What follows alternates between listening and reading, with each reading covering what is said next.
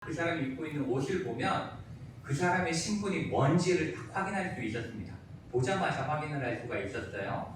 그리고 무엇보다도 그 로마 시대의 가장 일상적인 의복이 토가라고 불리는 의복인데, 우리가 이렇게 로마 시대 뭐 드라마나 영화 보시면 이렇게 긴 천으로, 이렇게 하얀 천으로 이렇게 둘러서 입는 그러한 옷을 토가라고 부르는데, 이 옷이 굉장히 중요한 의미였습니다. 이 토가를 입는다는 건 어떤 의미냐면, 나는 로마 시민권자입니다 라는 의미예요. 그러니까 로마 시민권이 없는 사람은 아무리 돈이 많아도, 아무리 대단한 그 사회적 지위를 가지고 있어도 그 옷을 입으면 안 돼요.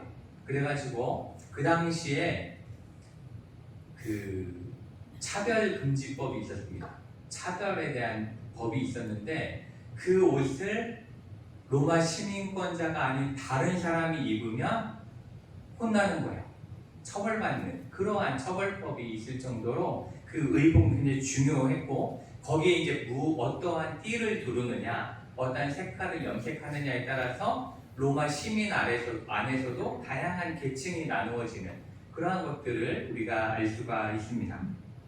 그렇기 때문에 그 당시의 사람들에게 있어서 당신은 무슨 옷을 입고 있습니까? 라고 묻는다라는 것은 어떤 옷이 중요한 게 아니에요. 그 질문은 어떤 의미냐면, 당신은 어떤 신분의 사람입니까? 라는 걸 묻는 질문이라고 할 수가 있습니다.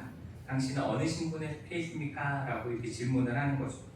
그런 시대를 살아가던 지금 에베소 교회의 성도들이에요. 그렇죠? 지금 이 편지를 읽고 있는, 이 말씀을 처음 읽고 있는 사람들은 그 시대를 살아가고 있던 그 에베소 교인들인데, 그 에베소 교회의 교인들을 향해서 사도 바울은 오늘 굉장히 특별한 표현을 사용하고 있어요. 어떠한 표현을 사용하냐면, 옛사람을 벗어버리고 새 사람을 입으라, 이렇게 말씀을 하고 있습니다. 그러니까 이렇게 옷을 벗고 옷을 입는 모습으로 옛사람과 새 사람을 구분하고 있잖아요. 그렇게 하는 이유는 그리스도 안에서 우리의 신분이 완전히 바뀌어졌다. 그 옷에 따라서 신분이 바뀌듯이 우리의 신분이 바뀌어졌다는 걸 알려주고 싶은 겁니다. 우리 신분에 대해서 말씀하고 있는 것이고, 옷이 곧 신분을 나타내던 사회였기 때문에 신분의 변화를 옷의 비유로 지금 말씀한다라고 볼 수가 있습니다. 그러니까 우리가 이 말씀을 잘 이해하기 위해서는 이러한 그 당시의 시대 배경을 알고 있어야, 왜 사도 바울이 뭐 새 사람을 입으라고 했다, 뭘 벗으라고 했다, 왜 이렇게 이야기할까를 이해할 수가 있는 거죠. 그런 이해 속에서 오늘 말씀을 하나하나 좀 살펴보도록 하겠습니다. 먼저 우리 17절 말씀을 먼저 함께 읽어보도록 하겠습니다. 읽겠습니다. 그러므로 내가 이것을 말하며 주 안에서 증언하노니, 이제부터 너희는 이방인이 그 마음에 허망한 것으로 행함같이 행하지 말라. 아멘. 이 말씀에서 사도 바울이 어떠한 이야기를 하는 거냐면, 지금 그리스도를 알기 전의 삶, 즉 옛사람의 옷을 입고 있던데, 옛사람의 옷을 입고 있던 그때의 우리가 어떠한 상태였는지, 그러한 옛사람의 상태는 어떠한 것인지에 대해서 먼저 말씀을 하고 있습니다. 그리고 여기서 가장 주목해봐야 하는 단어는 허망한 것이라는 단어입니다. 여기 나오죠? 허망한 것으로 행함같이, 이렇게 되어 있는 허망한 것인데, 이 단어는 어떠한 의미냐면 공허하다라는 의미입니다. 공허하다. 그리고 아무것도 남기지 못한다라는 의미를 갖고 있는 거예요. 아무것도 없다라는 것을 의미합니다. 이 땅에서 하나님을 알지 못한 채 살아가는 사람들은 우리는 불완전하잖아요. 그렇죠? 우리 중에 완전한 사람은 없잖아요. 불완전하기 때문에 무엇인가를 끊임없이 붙잡으려고 노력하며 살아갑니다. 무언가를 붙잡고 싶어 해요. 내가 완전하지 않기 때문에 그걸 위해서 붙잡고 살아가는데, 어떤 이는 돈을 붙잡고 살아가고, 또 어떤 사람은 명예를 붙잡고 살아가기도 하고, 또 사람들로부터 받는 인정을 붙잡고 살아가기도 합니다. 또 때로는 자신의 능력을 붙잡고 살아가기도 하죠. 그렇지만 이 땅의 것은 아무리 많은 것을 가지고 있어도 결국에는 공허함만 남게 된다라고 말씀하고 있습니다. 그리고 그 이유는, 그렇게 공허함만 남게 되는 이유는 인간이 처음부터 창조될 때 어떠한 목적을 위해 창조됐냐? 하나님을 위해 창조됐기 때문에 그렇습니다. 그렇기 때문에 하나님이 없는 삶은 결국 공허함만 남게 된다라는 말씀입니다.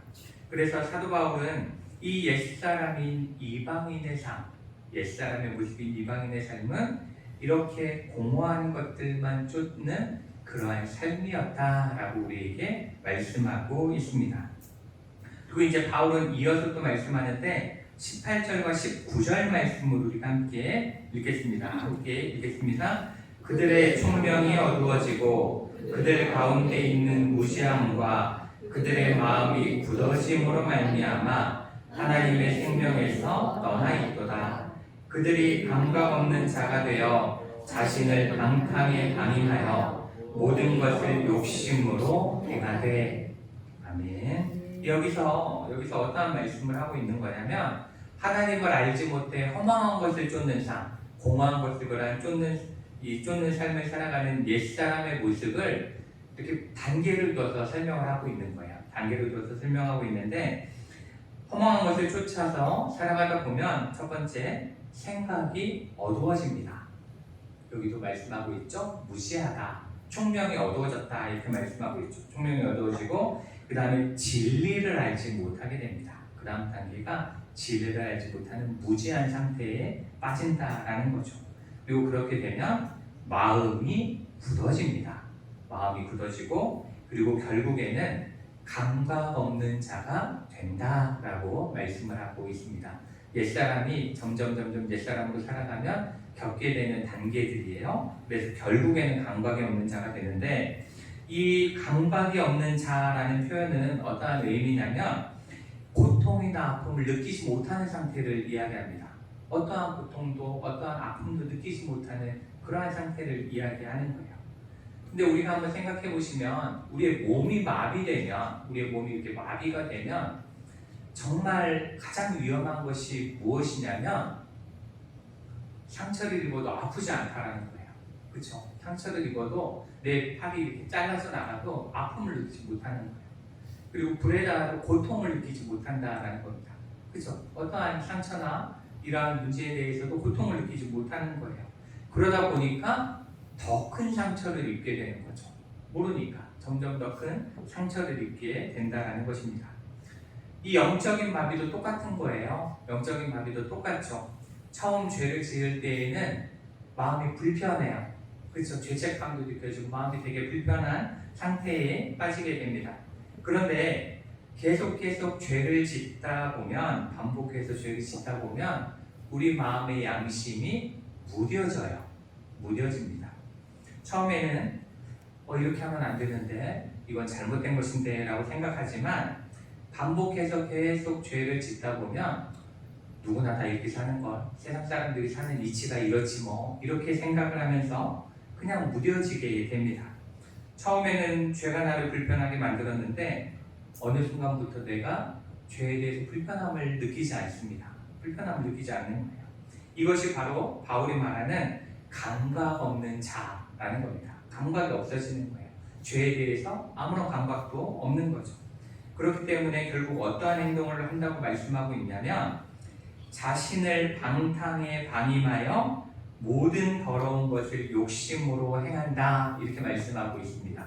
그렇죠? 자신을 방탕에 방임하여 모든 더러운 것을 욕심으로 행한다 이렇게 말씀하는데 여기서 자신을 방탕에 방임한다라는 것이 어떠한 표현이냐면 자기 욕망에게 자신을 그냥 내어놓는 거예요. 그냥 포기하는 거죠. 그러니까 결국 옛사람의 삶이란 무엇이냐면 하나님께 자신을 맡기는 삶이 아니라 자신의 욕심, 자신의 욕망, 자신의 탐욕, 자신의 죄에 그냥 자신을 맡기는 삶을 이렇게 표현을 하고 있는 겁니다. 그것이 옛사람의 삶이다라는 거죠. 그리고 사도 바울은 이것이 우리가 이제 벗어야 할 옛사람의 모습이다 이렇게 우리에게 가르쳐주고 있습니다. 이렇게 감각이 마비된 죄에 대해서 마비된 삶은 결국 우리의 모든 영적인 부분을 망가뜨립니다. 죄로 인해서 망가뜨리게 돼요. 그렇기 때문에 이제는 우리가 생각을 해봐야 됩니다. 그렇게 되지 않기 위해서 이제 우리는 어떻게 해야 하는가? 이제 우리는 어떻게 살아가야 하는가? 이것에 대해서 생각을 해봐야 되는데 이 문제에 대해서 이제 사도 바울은 20절부터의 말씀을 통해서 쭉 설명을 합니다. 어떻게 우리가 이 옛사람으로부터 벗어나야 하는가? 그것에 대해서 이렇게 말씀을 하고 있는데 먼저 20절 말씀을 함께 읽겠습니다. 함께 읽겠습니다.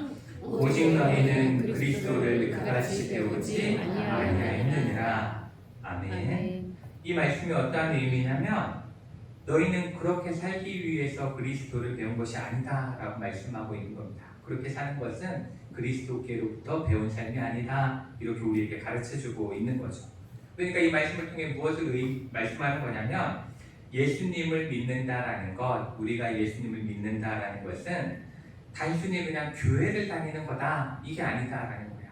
교회 다니는 게 예수 믿는 게 아니다라는 거죠.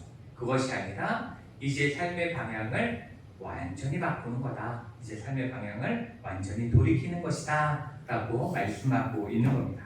그러면서 이제 사도 바울은 22절부터 24절에서 삶의 방향을 바꾼다는 것에 대해서 세 가지로 표현을 하고 있어요. 세 가지로 표현을 하고 있는데 첫 번째는 옛사람을 벗어버리는 것, 그것이 첫 번째고 그 다음에 심령이 새롭게 되어지는 것, 그죠? 그 다음에 세 번째는 새 사람을 입는 것, 이렇게 세 가지로 표현을 하고 있습니다. 여기서 우리에게 주시는 말씀은 그리스도 안에서 우리는 옛사람을 벗고 새 사람을 입었다라는 것입니다.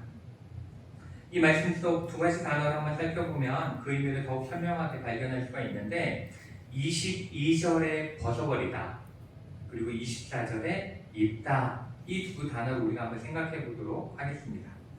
이 벗어버리다 그리고 입다 이 표현을 사도 바울이 사용을 하고 있는데 이걸 한번 상상해 보시면 우리가 옷을 갈아입을 때를 한번 생각을 해보세요. 우리가 옷을 갈아입을 때 바지를 이렇게 한쪽만 이렇게 내린 다음에 다른 바지를 입지 않잖아요. 그렇죠? 한쪽 바지는 그냥 내버려둔 상태로 새로운 바지를 입지 않습니다.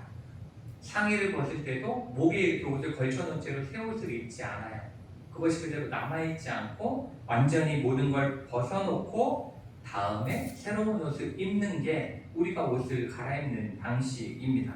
그러니까 하나로부터 완전히 벗어나야 다른 하나도 제대로 입을 수 있다라는 거죠. 그러니까 우리가 옛사람을 어설프게 걸치고 새 사람을 입을 수 있는 게 아니라는 거예요. 옛사람을 온전히 벗어버려야 새 사람을 새롭게 입을 수 있다 이 표현을 하고 있는 겁니다. 그런데 우리가 여기서 꼭 기억해야 할 것이 한 가지 있는데 이 22절에서 옛사람을 벗고 24절에서 새 사람을 입어야 된다라고 말씀하시는 그 사이에 23절에 보시면 심령이 새롭게 되어 라는 표현이 하나 추가가 되어 있습니다. 이게 덧붙여져 있어요. 심령이 새롭게 되어. 근데 이 심령이 새롭게 되어가 굉장히 중요한 말씀이에요. 굉장히 중요한 의미를 갖고 있는데 그 의미는 우리가 새 옷을 입어서 새 사람이 되는 것이 아니다라는 것을 알려주는 겁니다. 새 옷을 입어서 새 사람이 되는 것이 아니라 우리가 그리스도 안에서 심령이 새롭게 됨으로 새 사람이 되었기 때문에 이미 새 사람이 되었기 때문에 새 사람의 옷을 입어야 된다는 것을 말씀하고 있는 거예요. 이것이 쉽게 표현하면 복음입니다. 이것이 복음을 의미하는 거예요. 그러니까 이게 어떠한 의미냐면 우리는 우리가 착하게 살았기 때문에 하나님의 자녀가 된 것이 아니죠.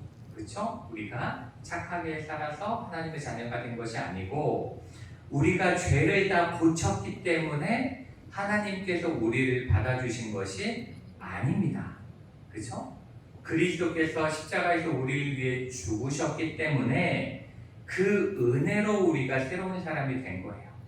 그러니까 그 그리스도의 은혜로 우리의 심령이 새롭게 되었다라는 것을 말씀하고 있는 겁니다. 이것은 이 에베소서를 관통하는 주제이기도 해요. 그래서 우리가 그 지금까지 나눈 1장부터 3장에서 사도 바울이 계속 이야기하는 걸 다시 한번 간단하게 살펴보면 하나님께서 우리를 선택하셨죠. 선택하셨고 그리스도의 피로 우리를 구속하셨습니다. 그리고 그 후에 우리의 죄를 용서하셨고 성령으로 우리를 인치셨고 허물과 죄로 죽었던 우리를 살리셨습니다. 그리고 그리스도와 함께 일으키셨고 하나님의 가족이 되도록 하나님께서 만드셨습니다. 하나님께서 하신 거예요. 그리고 이제 사장에 와서 말씀하는 겁니다. 그러므로 하나님께서 그렇게 은혜를 베푸셨고 그렇게 우리를 가족되게 만드셨으니 그러므로 이제는 새 사람의 옷을 입고 살아라 이렇게 말씀을 하시는 것입니다. 이 부분이 오늘 말씀의 핵심이죠. 여기서 알 수 있는 것은 이것입니다. 신분이 먼저고 우리가 새 사람이 됐다라는 신분이 먼저고 그 신분에 맞는 삶은 그 다음이다 라는 거고 구원이 먼저고 구원받은 자로서의 삶의 변화가 그 다음이라는 것입니다.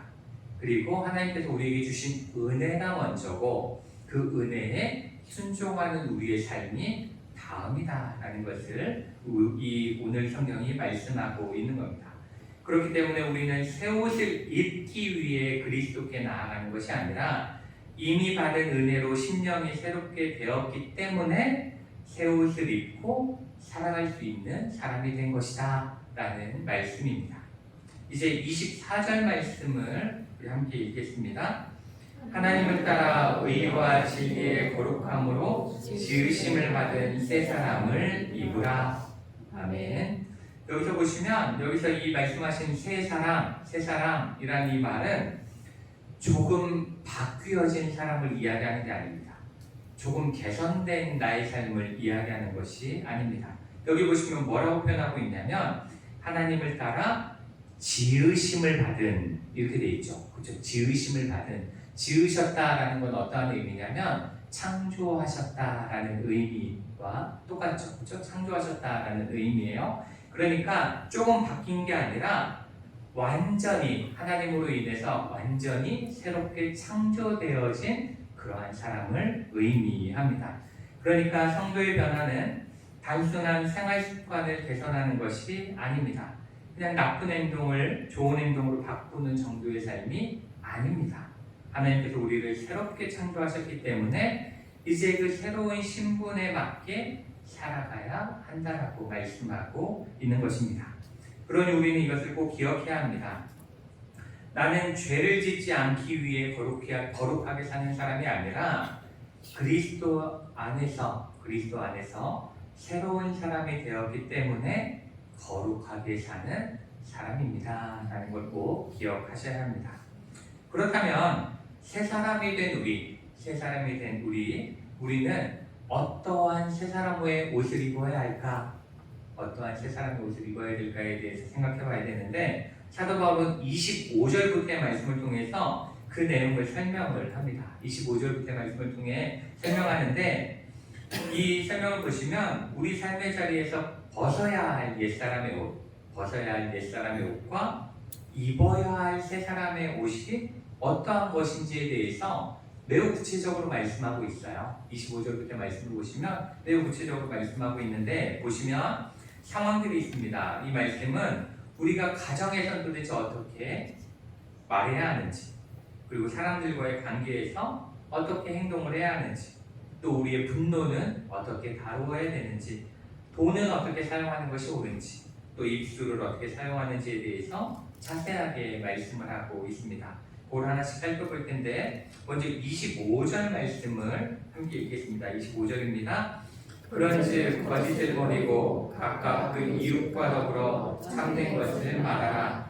이는 우리가 서로 지체가 되리라. 아멘. 여기서 첫 번째로 하시는 말씀은 우리가 거짓의 옷을 벗고 진실의 옷을 입어야 된다라고 말씀하고 있습니다. 사도 바울은 보시면 가장 먼저 거짓에 대해서 말씀하고 있어요. 거짓말하는 것에 대해서 말씀하시는데 이것을 가장 먼저 말씀하시는 가장 큰 이유는 공동체가 무너지는 가장 큰 이유 중에 하나가 거짓이기 때문에 그렇습니다. 거짓 때문에 공동체가 무너지기 때문에 그래요. 그런데 이 사도 바울은 단순히 거짓말하지 마라 이렇게 끝내는 것이 아니라 이어서 참된 것을 말하라 이렇게 말씀하고 있어요. 그렇죠? 이어서 바로 그렇게 말씀하고 있는데 이 참된 세 사람의 삶은 거짓을 그냥 벗는 것에 그치지 않는다는 거예요. 거짓을 벗는 데서 그치는 것이 아니라 진실을 입어야 한다는 것을 분명하게 말씀을 하고 있습니다. 그리고 이 거짓을 말해서는 안 되는, 그리고 진실을 말해야 하는 이유는 바로 우리가 서로 지체가 되기 때문이다, 이렇게 말씀을 하고 있습니다. 지체가 되기 때문에 우리가 진실을 말해야 되는데 그 이유는 교회는 한 몸이죠. 그렇죠? 우리는 교회는 한 몸이 있다라고 우리가 함께 말씀을 나눴고, 그렇기 때문에 내가 거짓말을 하면 내가 내 몸을 속이는 거예요. 그렇죠? 내가 내 몸을 향해서 속이는 것이기 때문에 성도는 정직의 옷을 입어야 된다라고 말씀을 하고 있는 겁니다. 우리가 서로 지체됐는데 지체가 잘못된 것을 이야기하면 그것이 병들게 돼 있어요. 그렇기 때문에 언제나 진실되게 행해야 된다, 진실의 말을 해야 된다라고 우리가 꼭 기억을 해야 합니다. 그리고 이제 26절과 27절 말씀을 함께 읽겠습니다. 분을 내어도 죄를 짓지 말며 해가 지도록 분을 품지 말고 마귀에게 틈을 주지 말라. 아멘. 이 두 번째 우리가 입어야 되는 옷은 분노의 옷은 벗어야 합니다. 분노의 옷은 벗고 화해의 옷을 입어야 한다, 이렇게 말씀을 하고 있습니다. 여기 보시면 사도 바울은 우리가 분노하는 것에 대해서 죄라고 말씀하고 있지는 않아요. 분노 자체를 죄라고 말하지는 않습니다. 그러니까 우리가 마음에 가끔 화가 날 때가 있잖아요. 그러면 아이고 오늘 죄 졌네, 이렇게 생각할 필요는 없다라는 거예요. 우리는 감정을 가지고 있는 사람이기 때문에 화가 날 때가 있죠. 분노할 때가 분명히 있긴 있습니다. 그런데 이게 죄라고 말씀하시는 것이 아니라 분노가 죄로 발전하고 마음속에 오래 머물게 놔두는 것이 죄라는 거예요. 그게 잘못된 거다라는 겁니다. 특히 여기 말씀해 보시면 해가 지도록 분을 품지 말라, 이렇게 말씀하고 있죠. 해가 지도록 분을 품지 말라, 이렇게 말씀하시는 것은 분노할 수는 있지만 그것이 우리 마음속에 오래도록 머물러 있게 하지 말라, 이렇게 우리에게 말씀을 하고 있는 겁니다. 우리가 분노를 오래 품으면 어떻게 돼요? 화가 우리 안에 계속해 있으면 그때부터 상대방을 미워하기 시작합니다. 그렇죠? 우리가 분노를 마음에 품으면 상대방을 미워하기 시작하고, 그러다 보면 상대방의 모든 행동이 싫어집니다. 그 사람의 말 한마디만 해도 화가 나요. 나랑 아무 상관없는 얘기에도 그 사람이 말했다는 것만으로도 막 화가 나는 때가 있습니다. 그러다 보면 결국 그 사람과의 관계가 무너지게 되죠. 무너지게 됩니다. 그래서 바울은 그렇게 우리의 관계를 무너뜨리는 마귀에게 틈을 줘서는 안 된다, 틈을 주지 말라, 이렇게 말씀을 하고 있습니다. 분노가 오래 머무는 우리의 마음은 마귀가 공격할 수 있는 틈이 되는 거예요. 우리의 틈이 되는 겁니다. 그러므로 우리는 분노를 품고 잠들지 않아야 합니다. 분노를 전역하지 놔둬선 안 됩니다. 만약 누군가로부터 상처를 받았다면 하나님께 가지고 나아가야 돼요. 기도로 나아가야 합니다. 그리고 우리가 누군가에게 잘못해서 누군가를 화나게 했으면 용서를 구할 수 있어야 합니다. 잘못했다 인정하고 용서를 구할 수 있는 것도 굉장히 중요한 마음입니다. 그리고 우리가 누군가를 용서해야 하는 상황이 온다면 용서함으로 분노의 옷을 벗어야 합니다. 그리고 화해의 옷을 입음으로 우리 공동체가 하나 될 수 있도록 만들 수 있어야 합니다. 우리는 그러한 사람이 되어야 합니다. 요즘 TV를 보면은 그러한 분노 때문에 막 달라서는 사람들에 대한 이야기가 너무 많아요. 그쵸? 그래서 상담소 무슨 캠프 이렇게 하면서 계속 이야기하는 것들을 보면 사실 분노의 문제를 해결하지 못해서 그런 문제들이 있다는 걸 볼 수가 있습니다. 그렇기 때문에 우리는 이 분노 때문에 마귀에게 틈을 주지 않는 그런 믿음의 교회가 되어져야 합니다. 이제 28절 말씀 함께 읽겠습니다. 도둑질하는 자는 다시 도둑질하지 말고 돌이켜 가난한 자에게 구제할 수 있도록 자기 손으로 수고하여 선한 일을 하라. 아멘. 이 말씀은 탐욕의 옷을 벗으라는 겁니다. 탐욕의 옷을 벗고 나눔의 옷을 입어라, 이렇게 말씀을 하는 겁니다. 나눔의 옷을 입어라, 이렇게 하는데 여기에서도 놀라운 변화가 있어요. 놀라운 변화가 있는데 여기서 보면 도둑질하지 않는 것에서 끝내라고 하지 않습니다. 그렇죠? 도둑질하지 않으면 된다라고 하는 것이 아니라 자기의 손으로 수고하라고 말씀합니다.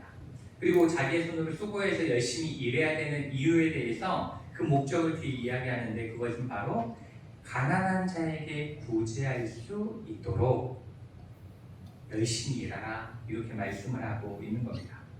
이 옛사람은 다른 사람의 것을 빼앗는 걸 좋아해요. 다른 사람의 것을 어떻게 내 것으로 만드는 것을 좋아합니다. 그렇지만 새 사람은 자신의 것을 나누는 걸 좋아합니다. 나누고 싶어 합니다. 옛사람은 자신에게 이렇게 묻죠. 내가 얼마나 얻어낼 수 있는가? 내가 얼마나 벌 수 있는가를 묻지만 새 사람은 내가 누구에게 무엇을 나누어 줄 수 있는가? 내가 누구와 무엇을 나눌 수 있는가에 대해서 생각을 합니다. 이것이 바로 새 사람의 경제관이죠. 경제관을 말씀하고 있는 것인데 성경은 우리가 성경에 대해서 오해해서는 안 되는 게 성경은 우리가 돈 버는 것 자체를 죄악시하지 않아요. 열심히 성실하게 일해서 돈을 벌라고 말씀을 합니다. 땀 흘려 일하라고 성경은 끊임없이 말씀하세요. 끊임없이 열심히 살아라, 열심히 일해라 말씀을 합니다. 그렇지만 중요한 것은 내가 가진 것을 나만 위해 사용해서는 안 된다라고 말씀하고 있는 거죠. 하나님께서 주신 것으로 다른 사람을 살리는 일에도 기쁨으로 사용할 수 있는 넉넉한 마음을 갖는 것이 중요하다라고 말씀을 하고 있는 것입니다. 바로 빼앗는 손에서 일하는 손으로 또한 일하는 손에서 나누는 손으로 변화하라고 말씀을 하고 있는 것입니다. 그렇기 때문에 우리도 열심히 최선을 다해 우리의 삶을 살아가고 일할 수 있어야 합니다. 그리고 그 가진 것을 가지고 가난한 자들에게 나눌 수 있는 넉넉한 마음, 하나님의 사랑의 마음을 갖게 해달라고 기도하는 여러분 되시기를 원합니다. 이제 29절 말씀을 함께 읽겠습니다. 무릇 더러운 말은 너희 입 밖에도 내지 말고 오직 덕을 세우는데 소용되는 대로 선한 말을 하여 듣는 자들에게 은혜를 끼치게 하라. 아멘. 여기서는 이제 더러운 말의 옷을 벗으라 이렇게 말씀하고 있고 은혜의 말을 입으라 이렇게 말씀을 하고 있습니다. 더러운 말은 벗고 은혜의 말을 입으라 이렇게 하는데 여기서 이 더러운 말이라는 이 단어는 사프로스라는 헬라어인데 이거 어떤 의미냐면 썩은 것, 부패한 것 이것을 의미하는 거예요. 단지 더럽다는 의미가 아닙니다. 썩었다라는 거예요. 부패했다라는 것을 말씀하는데 이 썩은 것을 보면 보기만 해도 좋지 않죠. 그렇죠? 그리고 매우 악취가 나는 게 썩은 것입니다.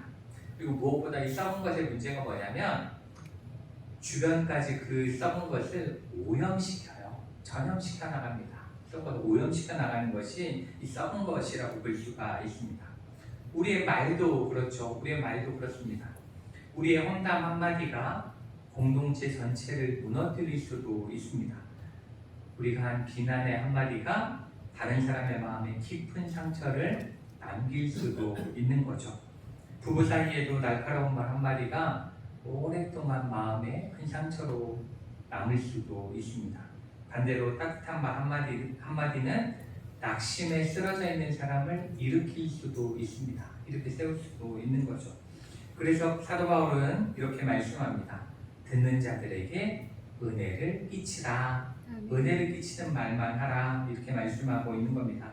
이렇게 우리 성도의 입술, 성도인 나의 입술은 은혜가 흘러나는 통로가 될 수 있어야 합니다. 저주를 흘리는 말이 아니라 은혜를 흘려보내는 통로가 되는 입술을 갖는 우리가 되어져야 합니다. 이제 31절 말씀 함께 읽겠습니다. 너희는 모든 악독과 노함과 분냄과 떠드는 것과 비방하는 것을 모든 악이와 함께 벗어버리고. 아멘. 여기서는 악독과 비방의 옷을 벗으라는 겁니다. 그리고 친절과 긍휼과 용서의 옷을 입어야 한다라고 우리에게 말씀을 하고 있는 겁니다. 여기서는 사도 바울은 우리 안에 있는 감정에 대해서 다루고 있는 거예요. 말씀하고 있는 거예요. 우리 마음 안에 있는 감정에 대해서 말씀하고 있는 건데 우리는 겉으로는 아무렇지 않은 척하고 살아갑니다. 그렇죠? 우리는 아무렇지 않은 척 그냥 미워하는 사람을 가지고 그냥 아무렇지 않은 척 노력하며 살아가지만 마음속에는 미움이 계속 남아있어요. 그렇죠? 우리 마음속에는 미움이 계속 남아있을 수 있는 거예요. 겉으로는 아무렇지 않은 것처럼 보여줘도 그럴 수 있는 거고, 상대방이 잘 되는 것도 싫을 때가 있습니다. 우리의 마음이 잘 정돈되지 않을 때가 있어요. 또 과거에 받은 상처를 계속해서 기억하고 있을 수도 있습니다. 이렇게 겉으로는 아무렇지 않은 척 웃지만 마음속으로는 상대방을 정죄하고 있을 수도 있습니다. 그런데 사도 바울은 그것을 모두 버리라 이렇게 말씀을 하고 있는 겁니다. 모두 버려야 된다 이렇게 말씀하죠. 그러면서 32절에서 우리가 입어야 할 옷에 대해서 말씀하는데, 우리 32절 함께 읽겠습니다. 서로 친절하게 하며 불쌍히 여기며 서로 용서하기를 하나님이 그리스도 안에서 너희를 용서하신 것 같이 하라. 아멘. 여기 이제 세 사람의 아름다운 옷이 있는데 바로 친절과 긍휼과 용서의 옷입니다. 친절과 긍휼과 용서의 옷인데, 그 중에서도 우리가 가장 중요하게 봐야 될 단어는 마지막 용서입니다. 용서가 매우 중요한데, 여기서 사도 바울은 그 사람이 용서를 구했으니까 용서해라 이렇게 말씀하지 않아요. 그냥 그 사람이 이제 용서받을 만한 때가 됐으니까, 시간이 오래 지났으니까 용서해라 이렇게 말씀하지도 않습니다. 여기서 사도 바울은 이렇게 말씀하죠. 하나님이 그리스도 안에서 너희를 용서하신과 같이 너희도 용서하라 이렇게 말씀하고 있는 겁니다. 하나님이 그리스도 안에서 너희를 용서하신 것 같이 용서하라. 그런데 여기서 우리가 이 용서하다라는 단어를 잘 살펴보시면, 이 용서하다라는 단어는 헬라어로 카리조마이라고 합니다. 카리조마이가 용서하다인데, 이 단어를 제가 이 헬라어로 카리조마이라고 말씀드리는 이유는, 이 은혜라는 단어가 있어요. 은혜라는 단어가 있는데 이게 헬라어로 카리스예요. 카리스. 근데 용서하다는 카리조마이. 그러니까 어원이 같은 거예요. 어원이 같은 의미, 은혜와 이 용서하다가 어원이 같은 의미를 가지고 있는 겁니다. 그러니까 이 성경에서 말씀하신 용서는 단순히 상대방의 잘못을 잊어버려주는 그러한 행위가 아닌 거예요. 그러한 행위가 아니라 내가 하나님께 받은 은혜를 용서해야 될 그 사람에게 흘려보내는 겁니다.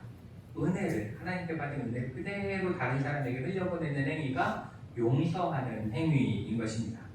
우리가 한번 생각해 보시면, 우리가 하나님께로부터 용서받은 것이 우리가 하나님 앞에서 용서받을 만한 행동을 했기 때문인가요?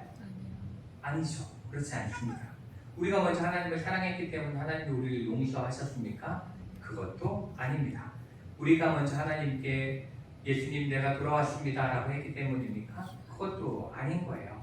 바로 그리스도께서 우리를 먼저 사랑하셨기 때문에 우리가 용서받았던 것입니다. 그럼 우리가 다른 사람을 용서할 때마다 우리를 용서하신 예수 그리스도를 바라보라는 거예요.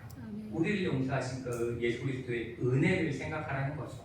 그 은혜를 가지고 다른 사람을 향해 용서로 그 은혜를 흘려보내라 이렇게 말씀을 하고 있는 겁니다. 그러니 우리도 나에게 용서받지 못할 만한 짓을 한 사람이라 할지라도 언제나 생각하셔야 돼요. 그런 나도 용서하신 하나님의 은혜인데 나도 이 용서를 흘려보낼 수 있는 사람이 되어야지, 이렇게 생각을 하시면서 다른 이들을 용서하면 그것이 바로 하나님의 은혜를 흘려보내는 통로로서의 삶을 살아가는 모습이라고 우리가 생각할 수 있어야 합니다. 사랑하는 성도 여러분, 세상은 우리의 외모나 우리의 직업을 보고 우리를 평가할 수도 있습니다. 또 우리가 가진 집이나 돈이나 학벌을 보고 우리를 판단할 수도 있죠. 그렇지만 하나님께서 보시는 것은 그런 것이 절대로 아닙니다. 하나님께서는 우리의 삶에 그리스도의 모습이 얼마나 드러나고 있는가, 그것을 보십니다.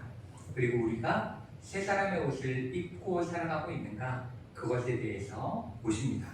그러므로 이제 우리는 옛사람의 옷을 단호하게 벗어 버려야 합니다. 거짓과 분노, 탐욕과 더러운 말과 악독과 비방의 옷을 벗을 수 있어야 합니다.